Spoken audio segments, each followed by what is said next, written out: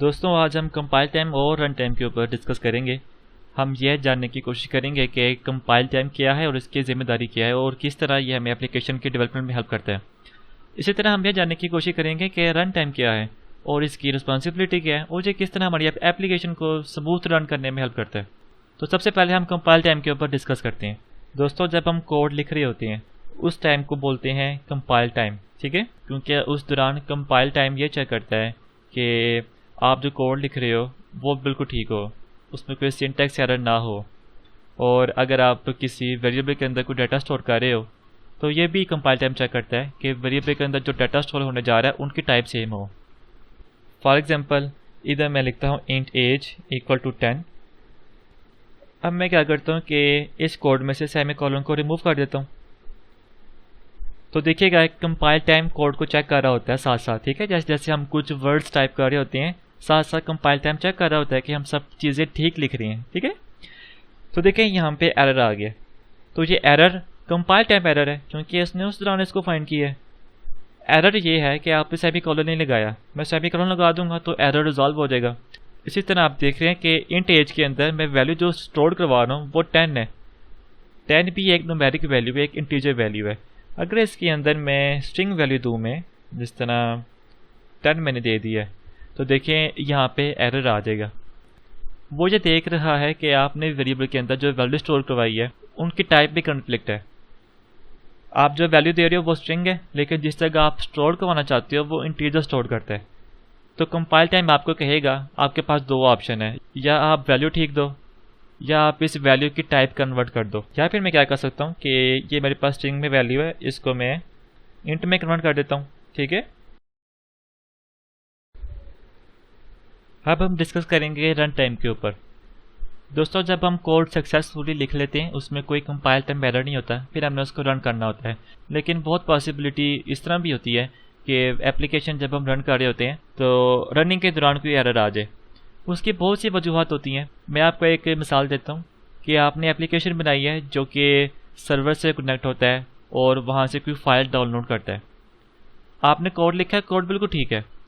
Suppose کرو جب آپ اپلیکیشن رن کر رہے ہو اس دوران آپ کا انٹرنیٹ کنیکشن لمیٹڈ ہو گیا، اب آپ کی جو اپلیکیشن ہے وہ سرور سے کنیکٹ نہیں ہو سکتی۔ اب یہاں پہ جو ایرر آئے گا وہ رن ٹائم ایرر ہے۔ اس کے علاوہ رن ٹائم یہ بھی چیک کرتا ہے کہ جب اپلیکیشن رن ہو رہی ہے اس دوران آپ جو ڈیٹا دیں وہ بھی اوتھینٹک ڈیٹا دیں جس طرح کمپائل ٹائم کرتا ہے، ٹھیک ہے۔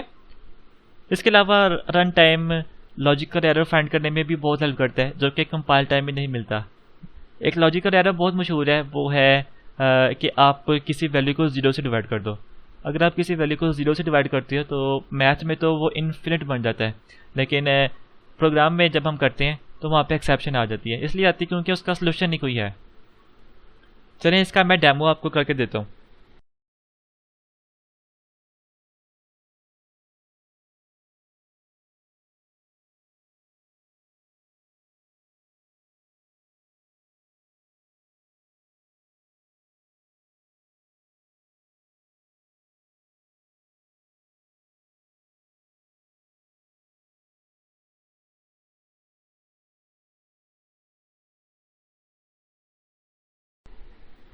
دیکھیں یہ ایک سمپل سا کوڈ ہے جس میں نے یوزر کو بولا کہ آپ مجھے ویلیو 1 دو اور ویلیو 2 دو، اور میں نے اس کا رزلٹ اس طرح نکالوں گا کہ ویلیو 1 کو ویلیو 2 سے میں ڈیوائڈ کر دوں گا۔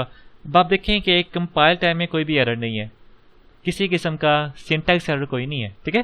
میں اس کو رن کرتا ہوں اور دیکھتا ہوں رن ٹائم کے اوپر کیا میں سکسیزفلی چل سکتا ہوں۔ تو دیکھیں اپلیکیشن بالکل صحیح رن ہو گئی ہے۔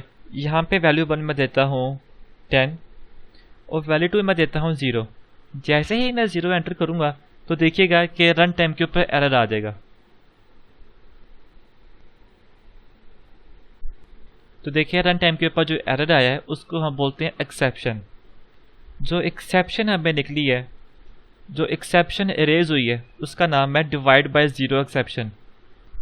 اس میں یہ ہے کہ آپ کوئی بھی ویلیو 0 سے ڈیوائڈ نہیں کر سکتے، اگر آپ کرو گے تو اس کا آنسر نہیں نکلے گا، رن ٹائم وہ ایرر دے دے گا، ٹھیک ہے۔